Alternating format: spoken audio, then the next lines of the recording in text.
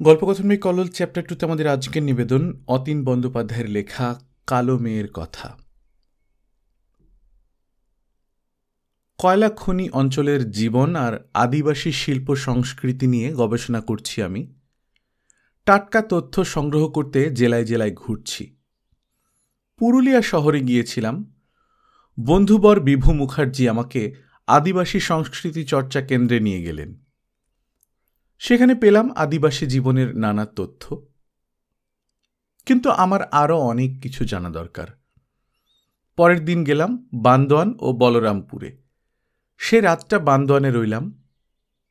পরদিন ফিরে এলাম পুরুলিয়া।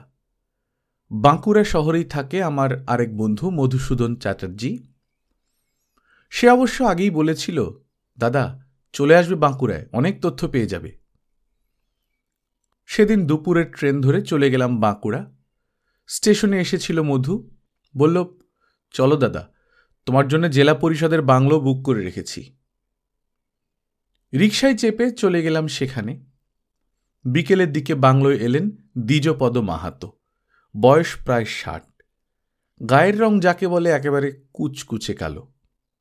দ্বিজপদবাবু বললেন, মধুই আপনার কথা বলল, আপনি নাকি আদিবাসী শিল্প সংস্কৃতি নিয়ে গবেষণা করছেন। হ্যাঁ, তাই করতে চাইছি, তবে বিশাল সংস্কৃতির ভাণ্ডার সংগ্রহ করা পরিশ্রম আর সময়ের ব্যাপার। আমি বললাম। দ্বিজপদবাবু বললেন, বটেই তো, এই কাজ তো সহজে বিনা পরিশ্রমে হবে না, যথেষ্ট শ্রম দিতে হবে। সে আমি দেব, আমি দ্বিধাহীন। ঠিক আছে, আজ সন্ধ্যায় জেলা লাইব্রেরিতে আসুন, কিছু বইপত্র দলিল দস্তাবেজ পেয়ে যাবেন। গ্রন্থাগারিক স্বপন ঘোষ মাই ডিয়ার লোক, আপনি ওর সাহায্য পাবেন। দ্বিজপদবাবুর কথা মতো সন্ধ্যায় বাঁকুড়া জেলা লাইব্রেরিতে গেলাম। পরে গেল মধুসূদন। চা তেলে ভাজা খেতে খেতে ধুলো ঘেঁটে আমার কাজে লাগবে এমন অনেক কিছুই পেলাম। স্বপন ঘোষ খুব সাহায্য করলেন। মনটা খুশি। পরের দিনটা পুরো লেগে যাবে তথ্যগুলো টুকতে, কিছু কিছু ফটোকপিও করা যাবে। চলে গেল আরও একটা দিন। ভেবেছি এখান থেকে আদ্রা হয়ে আসানসোল যাব। ওখানে আছেন নিশীথ কুমার ঘোষ। তিনি এর আগে আদিবাসীদের শিল্প সাহিত্যের বেশ কিছু সন্ধান দিয়েছিলেন। এবারে ঠিক করেছি তাকে সঙ্গে নিয়েই আদিবাসী সাঁওতাল গ্রামগুলোয় ঘুরব। তা মধুসূদন বলল, এখানে যখন এসেইছ তখন ছান্দারটা ঘুরে যাও। এখানে উৎপল চক্রবর্তী অভিব্যক্তি নামে আদিবাসী শিল্প সংস্কৃতির একটা সংগঠন গড়ে তুলেছেন। মনে হয় উৎপলদা এই ব্যাপারে তোমাকে সাহায্য করতে পারবেন। আমি কি আর সে সুযোগ ছাড়ি? চলে গেলাম ছান্দার। দেখা হলো উৎপল চক্রবর্তীর সঙ্গে। আগাগোড়ার শিল্পী মানুষ, প্রাণ ঢালা আতিথেয়তা আর প্রাণ খোলা অনেক অনেক কাজের কথা পেয়ে গেলাম। বুঝলাম এখানকার কাজ একদিনের নয়, পরে আসতে হবে। তবুও জানলাম অনেক। উৎপলবাবু স্থানীয় যেসব ছেলেমেয়েদের নিয়ে অভিব্যক্তি সংগঠনটি চালাচ্ছেন তাদের সঙ্গে কথা বললাম, তাদের গান শুনলাম, আবৃত্তি শুনলাম। শুনলাম আদিবাসী নাটকের সংলাপ। প্রাণবন্ত একটা দিন কেটে গেল। পরদিন গেলাম বিষ্ণুপুর। এখানকার মল্ল রাজাদের অসামান্য কীর্তি টেরাকোটার মন্দির। এগুলি এখন আর্কিওলজিক্যাল সার্ভে অফ ইন্ডিয়া দেখাশোনা করে।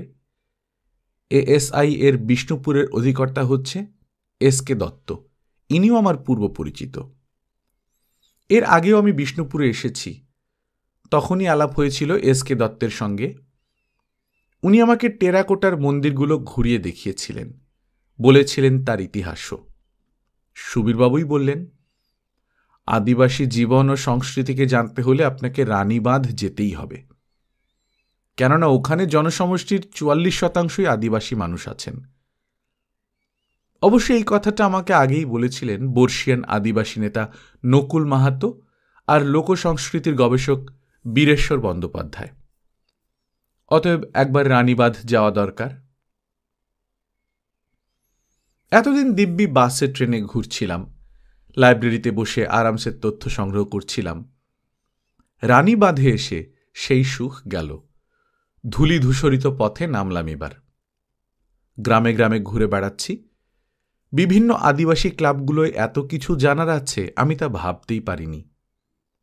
নতুন নতুন তথ্য আমাকে পাগল করে দিচ্ছিল। ওদের বাঁধনা পরব, বাহা নৃত্য, করম নৃত্য, পূর্ণিমার রাতে নাচের সেসব অসাধারণ দৃশ্য দেখে মুগ্ধ হয়ে গেলাম আমি। সেদিন সকালে বেরিয়েছি। রানীবাঁধ থেকে হাঁটতে হাঁটতে মাইল চারেক ভেতরে 2-3টে গ্রামে ঘুরলাম, যেমন মাঝডিহা, খেজুরিয়া ইত্যাদি। কথা বললাম ওদের সঙ্গে। ওদের অনেক বিষয় খাতায় টুকে নিলাম। টেপ রেকর্ডারে ধরলাম ওদের গান। যখন ফিরতি পথ ধরলাম তখন বেলা 2:30। টুকটাক এটা সেটা খেয়েছি। আজ ভারী খাবার পেটে পড়েনি। আমার ঝোলা ব্যাগে 1 প্যাকেট বিস্কুট ছিল, তাও শেষ। বেশ খিদে পেয়েছে। গ্রামের ভেতরের মোরাম রাস্তা দিয়ে হেঁটে চলেছি। এই রাস্তায় বাস চলে না, রিক্সা বা ভ্যান রিক্সাও চোখে পড়ল না। ফিরতি পথে 2.5 মাইলের মতো হেঁটেছি মনে হলো। সাংঘাতিক খিদে পেয়েছে। রাস্তায় একটা টিউবওয়েল থেকে জল খেতে গিয়ে বুঝলাম খালি পেটে জল পড়তেই পেটে যন্ত্রণা হচ্ছে। বেলা 4:30 বাজে। রুক্ষ পাহাড়ি ভূমিতে এই পড়ন্ত বেলাতেও ছাতি ফাটা রোদ্দুর। আর আমি পারছিলাম না। এখনো রানীবাঁধ মাইলখানেক রাস্তা তো বটেই। হাঁটছি, পা আর চলে না। পেটের মধ্যে কুরুক্ষেত্র চলছে। এইভাবে শেষ পর্যন্ত পৌঁছতে পারবো তো? সামনের রাস্তাটা গেছে ধুধু এক প্রান্তরের ওপর দিয়ে। তারপরে দূরে গ্রাম দেখা যাচ্ছিল। উফ, কি করে পার হব এই মাঠ? ভাবতেই বুক শুকিয়ে কাঠ হয়ে যাচ্ছে। কিন্তু উপায় নেই, দ্বিতীয় কোনো পন্থা নেই। হেঁটে চলেছি যেন তপ্ত কোনো চাটুর ওপর দিয়ে। ও মা গো, আর পারি না। প্রান্তর শেষে গ্রামখানির সবুজ গাছপালা দেখে মনে আশা জুগিয়ে তুললাম। ওখানে গেলে নিশ্চয়ই কিছু খাবার দাবার পেয়ে যাব আশা করি। সত্যি মরুভূমিতে যেন মরুদ্যান পেলাম। গ্রামের লাগোয়া ছোট্ট একটা বাজার। সবজি টবজি বিক্রি হচ্ছে। খাবার মতো একটা কিছু খুঁজছিলাম আমি। সামনে দেখি একটি কালো আদিবাসী মেয়ে একটা বেশ বড় সাইজের পাকা পেঁপে নিয়ে বসেছে। ছোট্ট মেয়ে, 12-14 বছর বয়স হবে। কিছু সজনে, কটা শিম আর গাজরও আছে তার পাশে। আমি পড়ি কি মরি পেঁপেটা হাতে তুলে নিয়ে বললাম, এটার দাম কত রে খুকি? 8 টাকা বাটে। 5 টাকায় দিবি না? না বাটে। 6 টাকায় দিবি তো? নাই নাই। বলিস কি, একটু কম করবি না? নাই, মা বলেছে 8 টাকায় বেচতে। কোনো কম হবাক লাই। এত বড় পেঁপে, বাজারে 15 টাকা দাম হবে বটে। তো পেঁপেটা সত্যি বড়ই বটে। আমি 8 টাকাতেই কিনে নিলাম। ঝোলা ব্যাগে ছুরি ছিল, তাই দিয়ে পেঁপের খানিকটা কেটে খেলাম। দারুণ, সত্যিই দারুণ মিষ্টি। বেশ ভালো জাতের পেঁপে।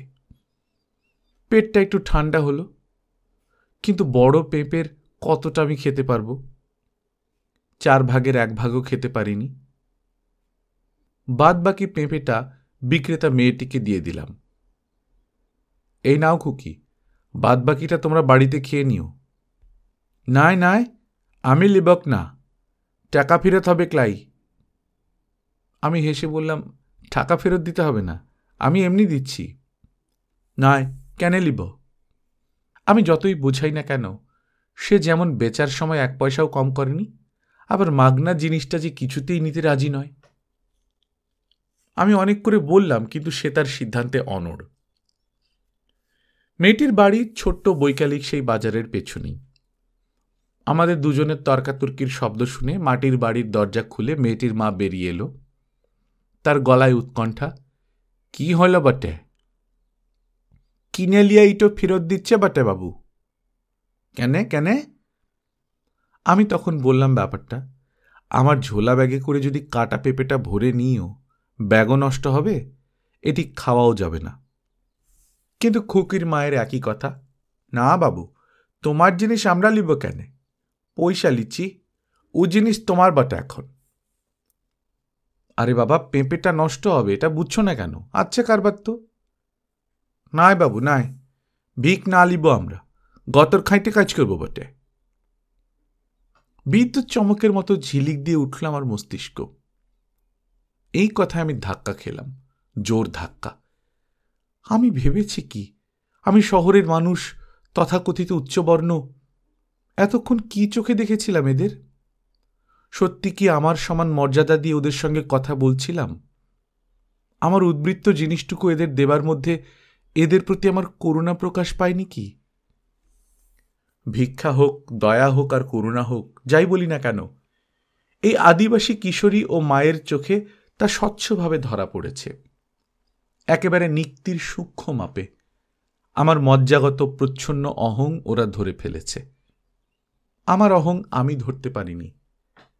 বিষয়টা খুব স্বাভাবিক ভাবছিলাম। সমাজের নিচু তলায় পড়ে থাকা অসমবয়সী দুই নারী আমার চোখে আঙুল দিয়ে তা দেখিয়ে দিল। হ্যাঁ, শিখতে হলো, ওদের কাছেই শিখতে হলো। আমি সম্বিত ফিরে পেলাম। সেই কালো মেয়েটি আর সেই কালো বর্ণ মায়ের কাছে এগিয়ে গেলাম। বললাম, এক গ্লাস জল খাওয়াও তো, এই তোমাদের সঙ্গে ঝগড়া করতে করতে তেষ্টা পেয়ে গেল। বাপরে বাপ! হাসি মুখে একটা পেতলের গ্লাসে জল এনে দিল সে। ওরা বুঝেছে ওদের ঝগড়া সার্থক হয়েছে। তৃপ্তি করে জল খেয়ে বললাম, ঘরে ভাজা মুড়ি আছে তোমাদের? হ্যাঁ হ্যাঁ, আছে বটে।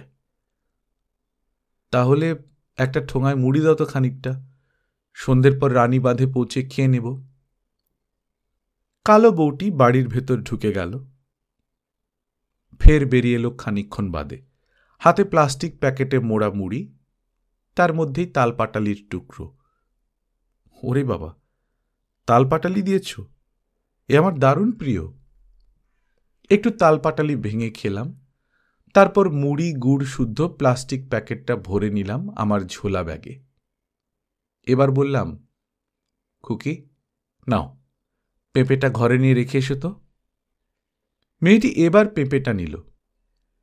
মেয়ের মা জিজ্ঞেস করল, বাবু, তোমার ঘর কোথাকে বটে? আমি বললাম, কলকাতায়। তা তোমার মেয়ের নাম কি? মেয়েটি চটপট জবাব দিল, আদুরি বাগদি। আমার বাবা কয়লা খাদানের লোডার, আমি 6-এ পড়ি বটে। তাই নাকি? আমার ছেলেও 6-এ পড়ে, একেবারে সমান সমান। ওদের চোখে মুখে উজ্জ্বল হাসি। আমি বললাম, এবার তাহলে আসি আদুরির মা। হ্যাঁ হ্যাঁ, সাঁঝ হয়ে যাচ্ছে বটে। আমি রওনা দিলাম রানীবাঁধের দিকে। সন্ধ্যার অপূর্ব আলো তখন এই মালভূমির অরণ্যে প্রান্তরে আর জনপদে ছড়িয়ে পড়েছে। গল্পকথন বাই কল্লোল চ্যাপ্টার 2তে শুনছিলেন অতীন বন্দ্যোপাধ্যায়ের লেখা কালো মেয়ের কথা। আমাদের এই চ্যানেলে এই প্রথম অতীন বন্দ্যোপাধ্যায়ের কোনো লেখার অডিও বুক করলাম, খুবই ভালো লাগছে। বাংলা ভাষা এবং অন্যান্য বিদেশি ভাষার আরও বহু বহু ছোট গল্প আমাদের এই চ্যানেলে আছে, যারা আপনারা শোনেননি তারা চ্যানেলের হোম পেজে গেলে আপনারা ওখানে প্রচুর গল্প পেয়ে যাবেন। এছাড়া যে কোনো গল্পের নামের পাশে আমার নাম কল্লোল লিখে সার্চ দিলে আপনারা সেই গল্প, যদি আমাদের অডিও করা থাকে, সেই অডিওটি আপনারা পেয়ে যাবেন। গল্প পাঠ ভালো লাগলে বন্ধুদের সঙ্গে শেয়ার করবেন। নিজে ভালো থাকবেন, আশেপাশের লোকজনকে ভালো রাখবেন। টাটা।